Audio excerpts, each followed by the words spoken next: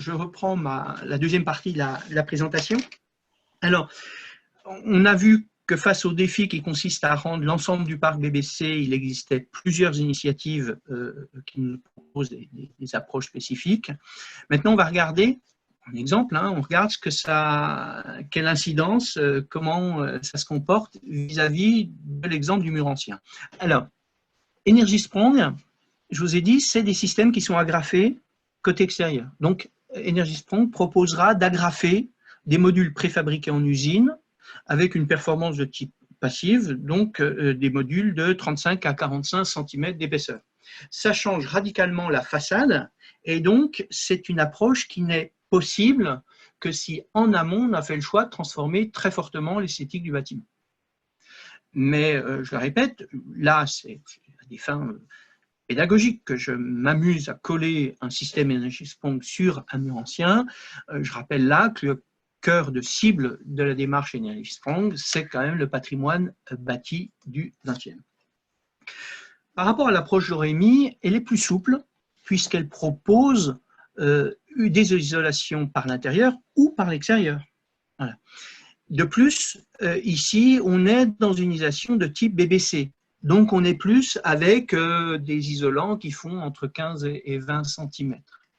L'esthétique du mur est donc beaucoup moins chamboulée.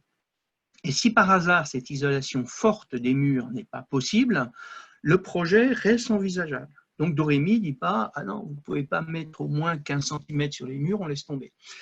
Non, il y a une possibilité d'adapter, mais il faudra compenser sur d'autres postes. Donc, dans l'isolation des sols, dans l'isolation de la toiture, dans les baies vitrées, dans l'étanchéité à l'air, dans la gestion des ponts thermiques ou dans les systèmes. Mais vu que les solutions de base, dans les solutions techniques de rénovation, les STR, fameuses STR, tous ces postes sont déjà traités à un niveau correct, ça veut dire que pour compenser le fait de ne pas traiter un poste, il faudra être excellent sur les autres, sur un ou plusieurs des autres, et l'excellence, je ne sais pas si vous savez, mais moi j'ai l'impression que ça renchérit et ça complexifie le projet.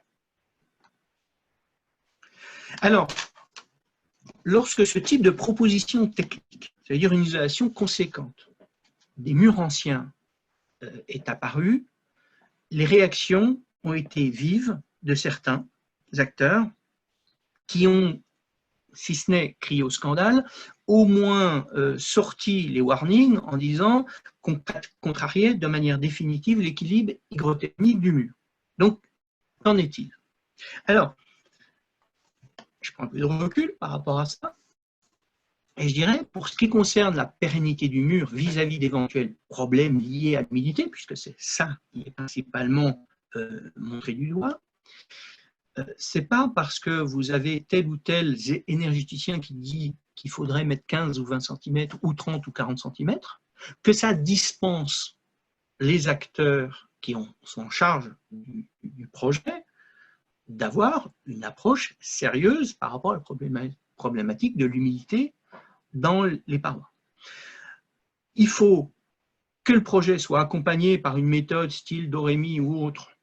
Il faut accompagner notre approche du bâti ancien par un diagnostic qui doit nous renseigner des éventuelles interventions correctives à réaliser avant tout travaux, et un diagnostic qui doit aboutir à la liste des attentions à avoir pour qu'au final, le mur reste pérenne et que l'isolation soit pérenne également.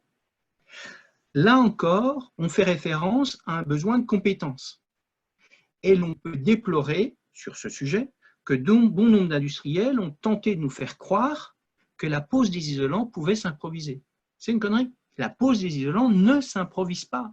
Elle ne s'improvise pas en neuf, encore moins dans l'existant. Donc il y a un savoir-faire, voilà, et ce n'est pas parce qu'un énergéticien dit il faudrait mettre 15 cm qu'il dit il faut faire n'importe quoi avec votre mur potentiellement fragile.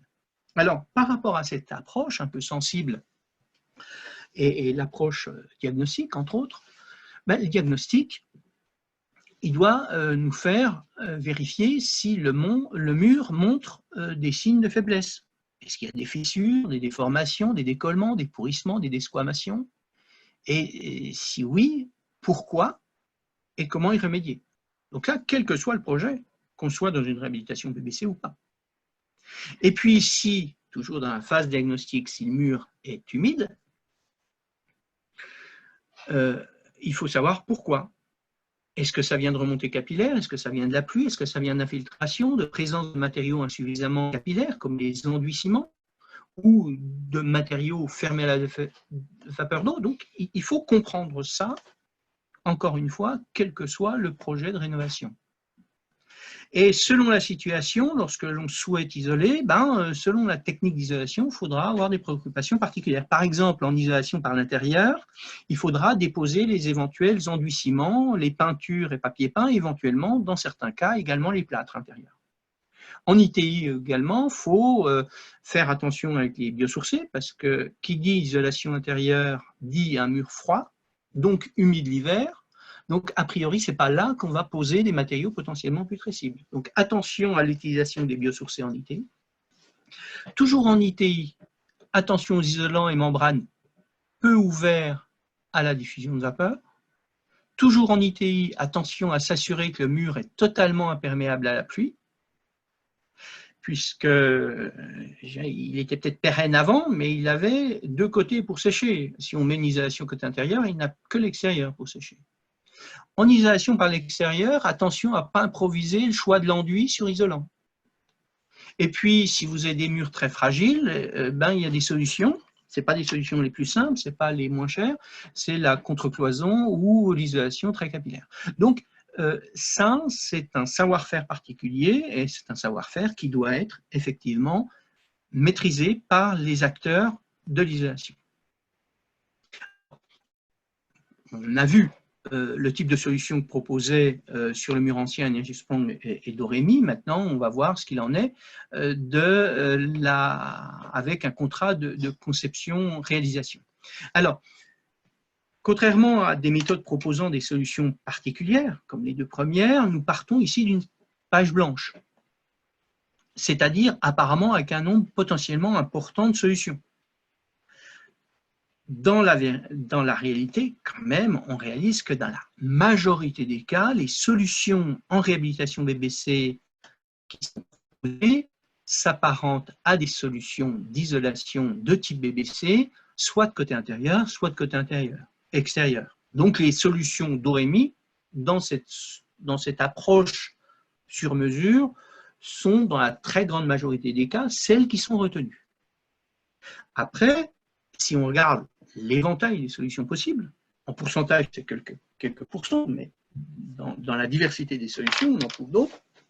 Donc dans les cas plus rares, et cela, donc dans les autres cas plus rares, et cela dépendra de quoi? De la commande, du budget, des opportunités du projet, des compétences des acteurs en place.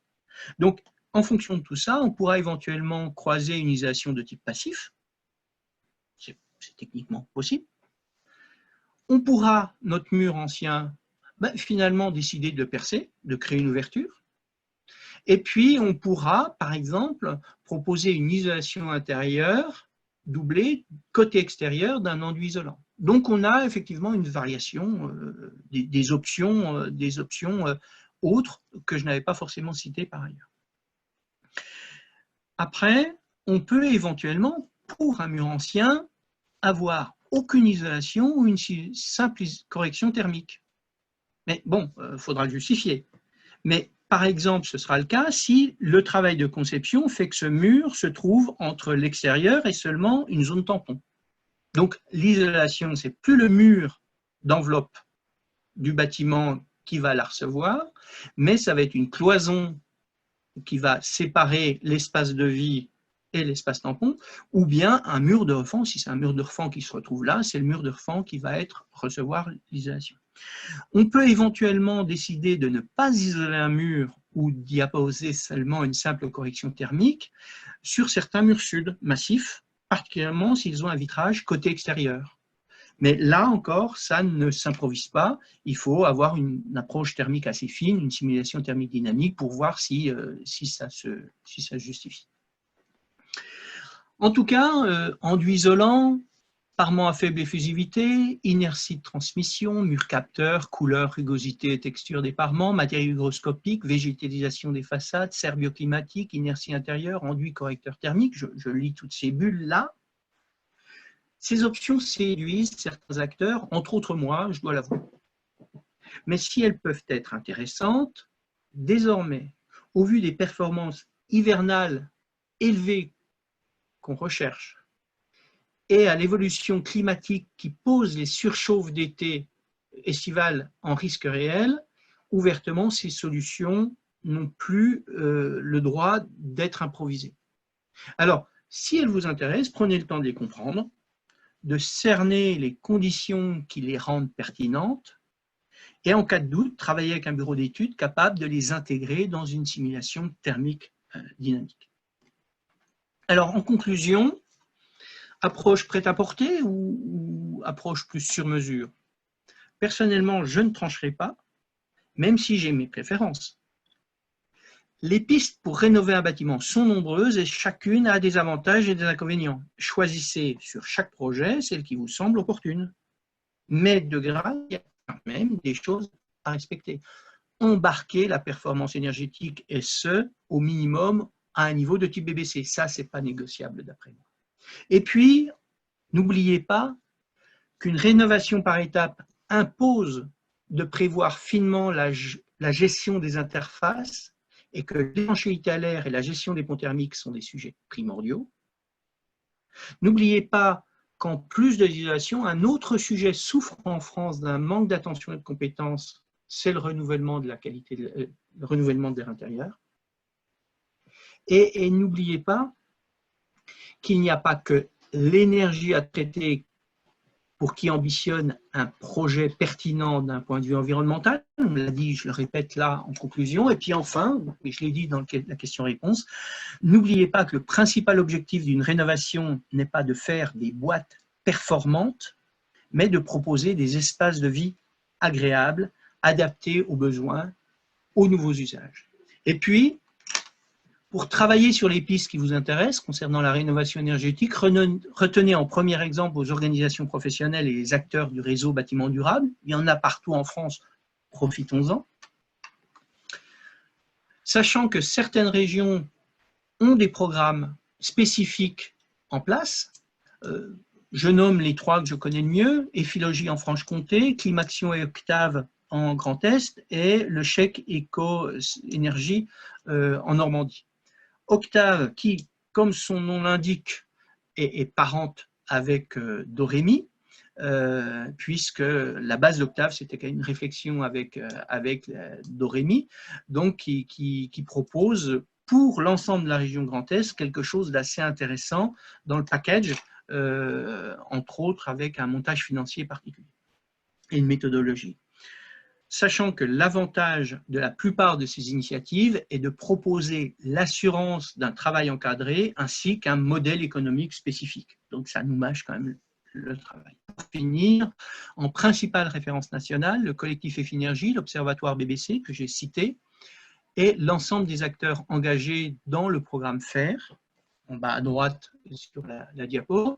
Enfin, sur le bâti ancien, puisque j'en ai parlé, le site CREBA en site de référence, l'association Maison Paysanne de France, et la page dédiée du site de la structure dans laquelle je travaille, l'association Arcane, qui propose des ressources sur le mur ancien. Et puis, je citerai aussi de nouveau Efinergie, puisqu'il y a un label expérimental, Efinergie Patrimoine, qui est lancé actuellement pour 2 ans et qui a pour but de créer une dynamique qui permettent aux acteurs du patrimoine et aux acteurs de l'énergétique de travailler ensemble. Voilà. J'ai proposé une base, c'est désormais la place à la deuxième série d'échanges. En tout cas, merci d'avoir été attentif, mais je ne vous vois pas, donc j'espère que vous ne dormez pas devant votre ordi et que j'ai été assez énergique pour vous passionner jusqu'à maintenant. Donc, place à notre deuxième série d'échanges. Merci pour ta conclusion, Samuel, qui permettait d'ouvrir un peu le champ de la réhabilitation sur d'autres champs qui sont bien sûr fondamentaux dans une approche de rénovation, réhabilitation d'un bâti. D'où quelques interpellations sur des approches psychosociaux, systémiques, humanistes. Dans ce sujet rénovation, n'est-il pas important d'aller au-delà de la technique et de travailler aussi sur la perception sociétale de ce qu'est le confort, c'est-à-dire amener à des tolérances sur les dérives de température, introduire la notion de température équivalente, suggérer des modifications d'habitudes de vie, en gros sortir d'un hygiénisme à la mode pour aller vers une meilleure santé réelle? La réponse sera rapide, oui. C'est là qu'il faut aller. Voilà. Voilà, c'est vrai que généralement, on me sollicite pour des échanges sur des sujets techniques, mais la technique, ce n'est qu'un sujet. Ce qui m'intéresse, moi, en tant que formateur, c'est de présenter les choses techniques de telle façon à ce que, entre autres, les généralistes, que sont les concepteurs, les architectes, les maîtres d'œuvre, puissent bien faire leur boulot de généralistes. Et plus la technique vous la maîtrisez, moins elle vous prend la tête et plus vous pouvez faire votre métier. Et les directions que tu as citées, ces lignes-là, sont les directions qui me motivent et qui sont intéressantes. On a eu pas mal de remarques aussi par rapport au confort d'été, notamment qu'on parlera bientôt plus de confort d'été, mais de confort en période chaude, parce que ça arrivera en dehors des périodes estivales, comme tu as souligné. Donc une remarque, pendant des années, il a été proclamé qu'il fallait mettre une couverture sur le bâti. Or, on savait déjà que la thermique d'été était un problème. Aujourd'hui, la thermique d'été n'est toujours pas prise en compte quant à la ventilation du bâtiment, qui est la première, et cuite de la ventilation du bâtiment, qui est la première des actions à mener. Pardon. Ouais, la thermique d'été, il y a, en tout cas, enregistré que poser un isolant sur une paroi d'enveloppe, l'isolant fait le job l'hiver comme l'été. C'est-à-dire que s'il empêche les calories de se barrer l'hiver, il empêche les calories de rentrer l'été. Voilà. Mais effectivement, la problématique des risques de surchauffe, c'est plus complexe. Elle doit intégrer le bâtiment dans son entièreté. Donc, il y a la problématique de l'inertie, il y a la problématique de la surventilation. D'accord. Le problème, c'est faire un bâtiment qui n'a pas besoin de système de rafraîchissement, c'est facile, excepté pour les temps de canicule, où là, on ne peut pas compter sur une surventilation nocturne qui ferait du free cooling, donc qui rafraîchirait notre bâtiment. Mais en tout cas, effectivement, la problématique, on continue à dire en langage confort d'été, mais je dirais le 20 janvier, s'il y a une grande journée ensoleillée, on peut souffrir de surchauffe dans un bâtiment. Voilà, donc c'est maintenant un des sujets d'importance sur lequel on n'est pas très bon en France, pour différentes raisons. Voilà, j'espère que la RE 2020 ne patinera pas sur le sujet comme la RT 2012 l'a fait, la RT 2005 avant et la RT 2000 avant, mais collectivement, ça sert certains intérêts. En tout cas, collectivement, on peut réaliser en réfléchissant que le fait qu'on utilise des clims serve des intérêts particuliers, d'accord, et c'est quand même une façon assez facile de vendre de l'électricité qu'on a en rab en France l'été, d'accord. Donc il faut effectivement, si vous voulez être bon en termes de confort d'été, il faut plus regarder ce qui se fait chez les voisins que ce qu'on nous demande dans la réglementation française. On avait des questions d'ordre technique, un peu plus technique. Est-ce que c'est possible d'atteindre le niveau passif avec une isolation thermique par l'intérieur? Oui, ça prend de la place. Mais oui, techniquement, c'est possible. C'est pas l'habitude, entre autres parce que ça prend de la place, mais c'est tout à fait possible.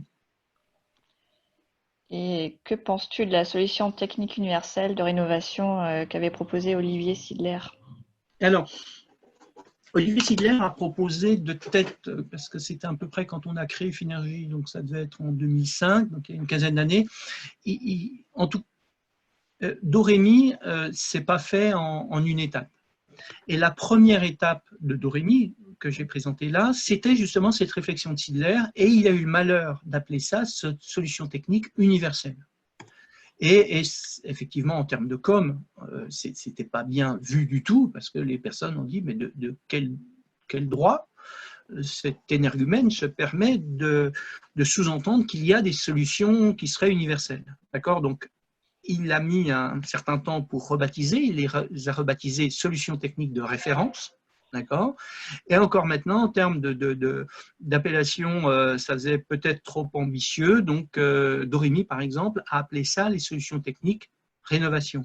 Mais c'est, on va dire que c'est les STR actuels sont les petits-enfants de la STU d'Olivier Sidler. C'est la même logique. C'est-à-dire, on réfléchit à l'énergétique et on propose quelque chose qui soit potentiellement plus facile d'accès, de telle façon à ce que les acteurs ne perdent pas trop de temps sur des thématiques sur lesquelles ils ne sont pas obligés d'en perdre.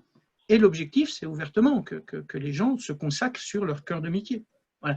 Si un concepteur passe la moitié de son temps à faire de l'optimisation énergétique, ben, c'est quand même la moitié de son temps qu'il n'aura plus pour faire de la conception pure et dure.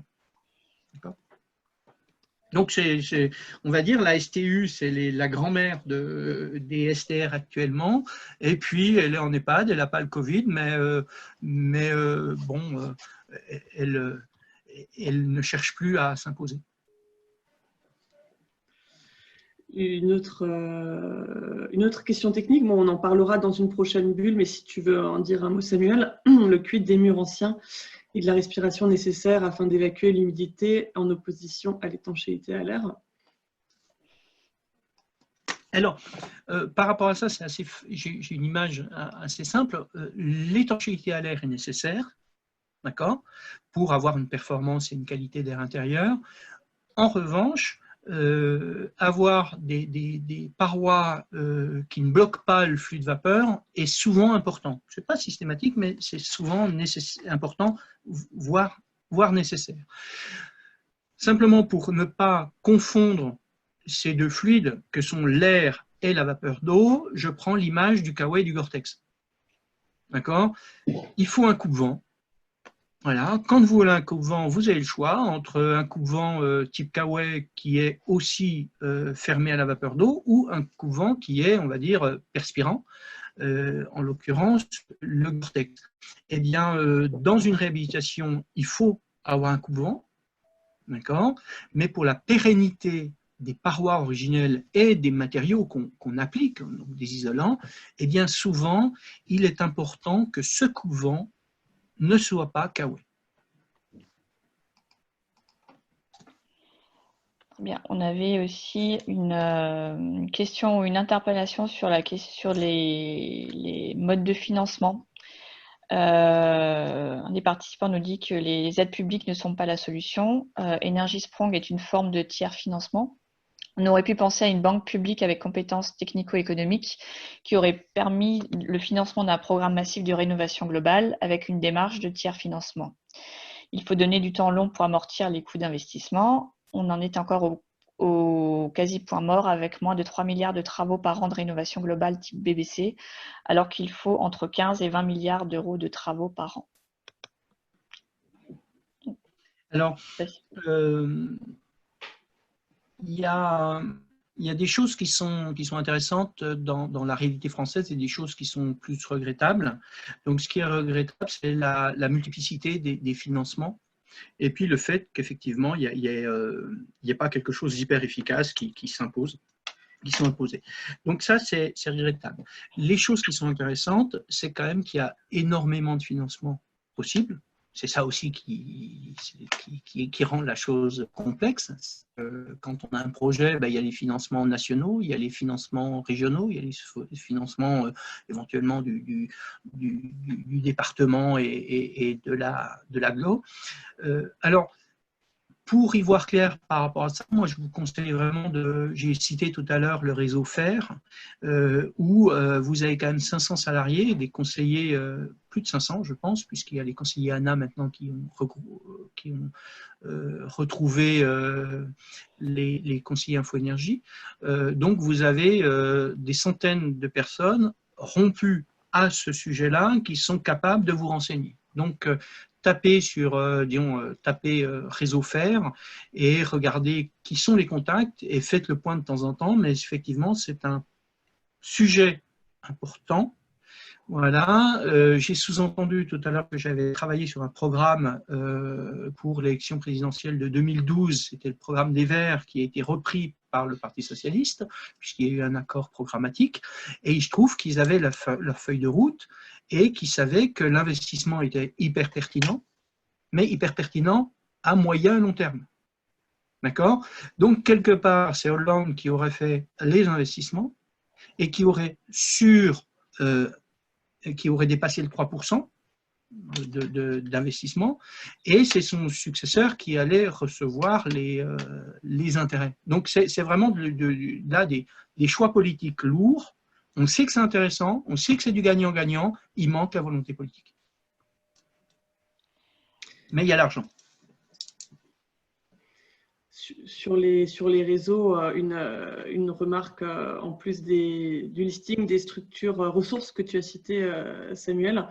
Donc on propose de rajouter la démarche quartier bâtiment durable, la maison passive et tous les réseaux d'acteurs, dont des DQE aussi. On vous rajoutera ces références dans le rendu de la bulle. Par rapport à ça, c'est toujours difficile parce que la diapo est déjà très chargée. Je suis arrivé à glisser le logo Frugal, et puis je suis arrivé à glisser dans le texte la référence au passif. Voilà, ce n'était pas le cœur du sujet là, mais j'en ai bien parlé. Et, voilà, effectivement, j'aurais pu le mettre, mais voilà, j'ai essayé de ne pas trop charger ma diapo. On a pas mal parlé de confort d'été. Il y avait aussi une remarque par rapport à l'intersaisonnalité. Donc, il y a aussi les intersaisons. Les apports gratuits sont parfois très importants. Exemple est de la France. Les systèmes de chauffe doivent donc pouvoir permettre un apport faible et modulable. Cela va parfois à l'encontre de la remise en état des systèmes existants. Il faut parfois aussi évaluer ce coût-là. Tout à fait, ouais. Mais en tout cas, on part quand même plutôt sur des systèmes de chauffage, mais chauffage rafraîchissement, qui serait le plus pertinent, sont des systèmes inertiels, mais pas très lourds. D'accord? Donc, plus des plafonds chauffants, des murs chauffants ou des sols chauffants, mais pas qui font pas trop épais. On a maintenant des systèmes qui sont calés à la météo.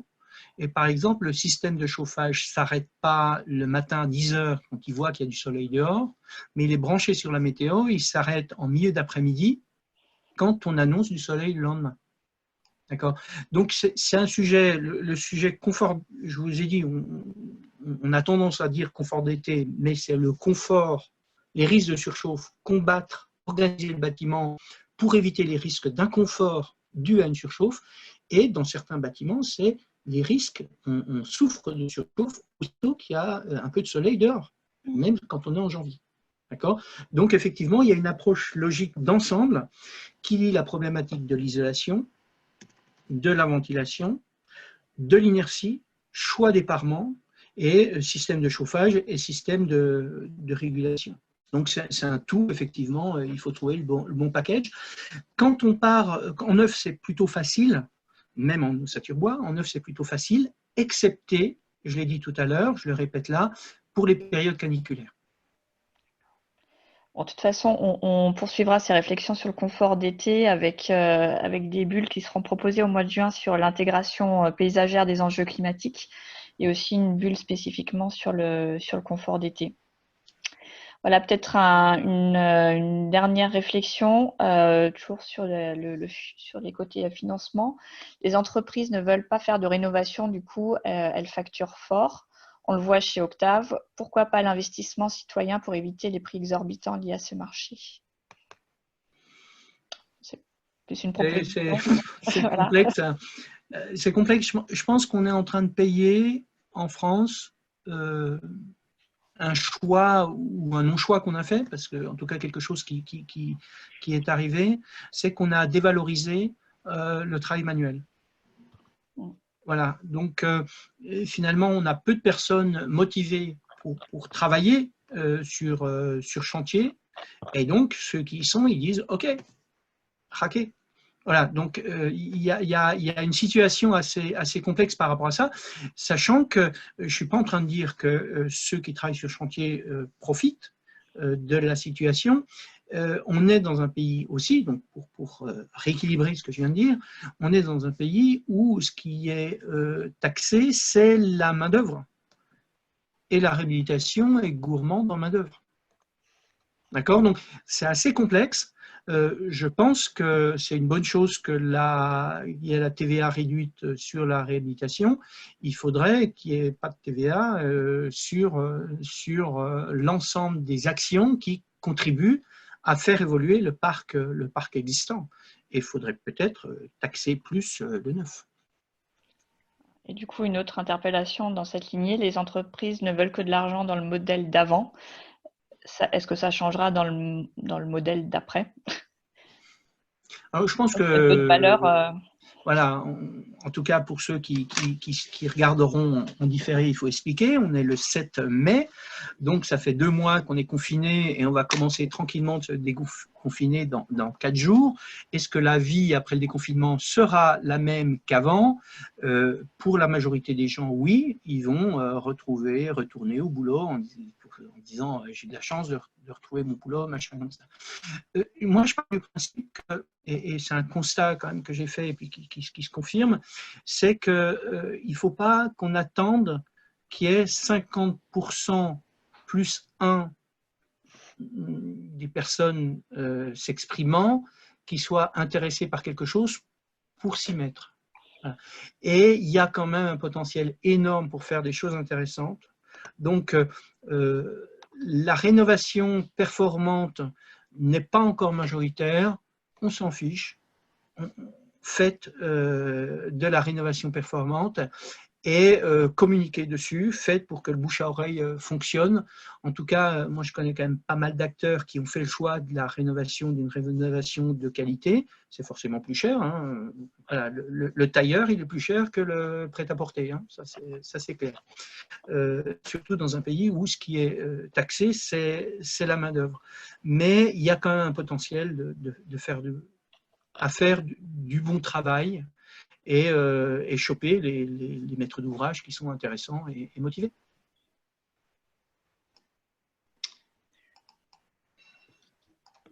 Et pour compléter, qu'il y a aussi donc déjà, c'est tout à fait le propos aussi de ces moments de rencontre et de ce réseau, de cette communauté des DQE, et qu'au niveau des entreprises, on vous invite aussi à vous tourner très largement vers le monde coopératif, hein, et notamment les coopératives d'activité d'emploi du bâtiment, qui portent des valeurs aussi tout à fait transversales par rapport à ces sujets d'écologie et d'enjeux de société. On arrive à la fin de cette bulle. Merci Samuel d'avoir animé cette 4e bulle avec la pédagogie qu'on te connaît. Alors, je ne sais pas si les gens dorment, s'ils sont partis. C'est un peu frustrant hein, quand on a l'habitude d'intervenir en présentiel. Ce n'est pas la première fois que je fais du distanciel, mais c'est vrai que c'est toujours un peu frustrant. Je suis bien content de vous avoir. Je me sens pas complètement seul par rapport à ça. Et puis régulièrement, j'avais un tel, la Marine a levé la main, voilà, tout de suite. Voilà, donc voilà, je devine que je ne suis pas tout seul. Voilà, en tout cas, merci à ceux qui ont eu le courage de tenir jusqu'à l'heure du repas. Jusqu'à l'heure de manger, c'est ça. Bon, du coup, on a plein de témoignages de personnes qui nous confirment qu'elles ne se sont pas endormies et qu'elles sont encore là pour ces toutes dernières minutes. Et voilà, merci à toi pour cette présentation qu'on peut qualifier digne de la haute couture, pour reprendre le vocabulaire que tu as amené aujourd'hui. Cette bulle qui nous a donné une grille de lecture sur ces différentes approches en nous proposant des retours d'expérience concrets qui vont permettre d'aiguiller nos arbitrages. Et comme tu l'as rappelé, c'est aussi bien une histoire de compétences que de méthodologie et que c'est dans cette optique qu'on se place avec la démarche des DQE également. Cette bulle nous a aussi rappelé l'importance fondamentale de connecter la réhabilitation énergétique à d'autres questions que sont celles de l'usage, du confort, du low-tech, et de se situer dans cette approche systémique, pluridisciplinaire, frugale, qui se donne pour objectif le santé et le bien-être de ses habitants. Et comme tu nous l'as livré, Samuel, il n'y a pas que l'énergie dans la vie et dans l'approche environnementale. L'objectif n'est pas seulement de générer des bâtiments économes en énergie, voire vertueux d'un point de vue environnemental, mais de proposer des espaces de vie agréables qui sont adaptés aux besoins et aux usages. Passons à la seconde et même la troisième, comme tu le suggérais. Voilà, donc maintenant une petite allusion à une actualité toute récente, celle d'hier, qui nous a rappelé que rien n'est plus fort qu'une idée dont l'heure est venue. Et nous sommes dans ce temps de l'histoire. Nicolas Hulot, que tu as cité par ailleurs durant ton intervention, Samuel, dans sa tribune d'hier, notamment à France Inter, autour de son manifeste anaphorique « Le temps est venu », convoque par exemple une chambre du futur comme un organe de co-réflexion pour sortir de la crise de civilisation que nous vivons. Donc une chambre du futur dédiée à la société civile. Nos bulles s'inscrivent dans cette logique comme des bulles du présent et du futur. Donc, dans la réjouissance et l'apaisement, inscrivons nos pratiques dans ce moment de l'histoire et poursuivons ce chemin symphonique ensemble avec les prochaines bulles que nous vous proposons. Et donc, les prochaines bulles, ce sera la semaine prochaine, 2 bulles. La première mardi avec Dominique Gozin-Muller sur la construction en terre crue. La seconde jeudi avec Claire-Sophie Codevez sur la qualité d'air intérieur et le renouvellement d'air. Ce seront des bulles de l'après-midi, la semaine prochaine. Et la semaine suivante sur l'acoustique et la construction bois et un focus sur les isolants biosourcés. On met à jour régulièrement la programmation des bulles sur le site Faire Ensemble et Autrement. Donc vous verrez bientôt apparaître la bulle de fin mai avec Yves Perret, qui sera une balade poétique tout en récit et en dessin sur le passage à l'action au détour d'une approche large du vivant. Et début juin avec Didier Larue sur la gestion des eaux de pluie et le paysage, et une autre avec Laurent Boiteux sur notre posture face au changement de paradigme. Et donc l'ensemble de la programmation est sur le site internet ainsi que les vidéos qui sont captées à chaque bulle. Voilà, et puis comme on vous l'a déjà un peu annoncé durant cette intervention, vous pouvez poursuivre les réflexions entamées aujourd'hui avec Samuel Courget, notamment lors des formations que nous vous proposons ensemble ces prochains mois.